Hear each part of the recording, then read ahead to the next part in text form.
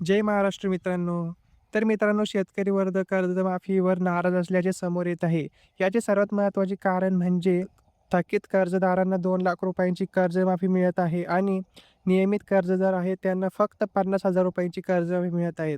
यात महत्त्वाचे म्हणजे जे नियमित कर्जदार शेतकरी आहे त्यांना 1,50,000 रुपयांचे नुकसान होत आहे. म्हणून अनेक शेतकऱ्यांची हीच मागणी आहे, की जर कर्जमाफी करतच आहात तर सरसकट 2,00,000 रुपयांची कर्जमाफी करावी.